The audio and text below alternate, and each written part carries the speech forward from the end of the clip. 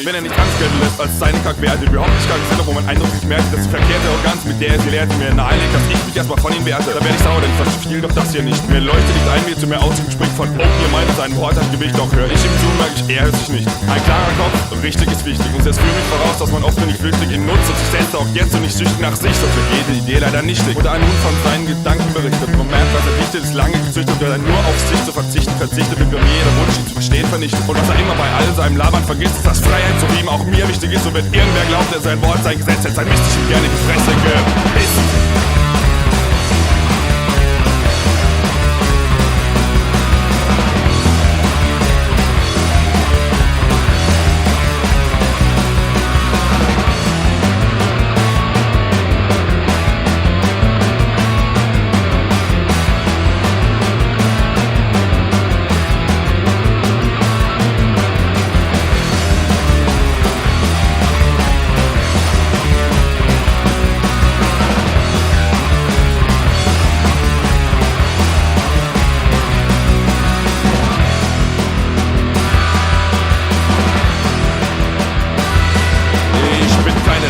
Liebe diktiert und noch weniger einer, der sie praktiziert, wo aus Herzen und man sich so gern denunziert und der Sinn besteht, dass Kälte regiert, wo die Sprache erfriert, man Beifall kassiert, wenn man nicht gegen das Leben moniert, wo man gut funktioniert, wenn man nicht kommuniziert, außer wenn man einem anderen die Fresse poliert. Auf die Art von Atmen ist die Lust mir vergangen und ich weiß genau, mir ist nicht anders gegangen und statt länger mich so in Frust zu verfangen, habe ich endlich gewagt, mehr als das zu verlangen. Mehr als das bedeutet, ich bin nicht und bin frei, ich bin nicht länger am Ersticken und das Beste dabei, es gibt Leute um mich rum, denen ist genauso einerlei, was man von oben diktiert, denn von oben ist dann vorbei. Das von oben vorbei ist das, was ich will, an so einem Ort, was euch Leuten für mich gleich Asyl ist, dann pack ich bald ab, wenn auf Cooles gedrillt, sogar dort jemand meine Neigung killt.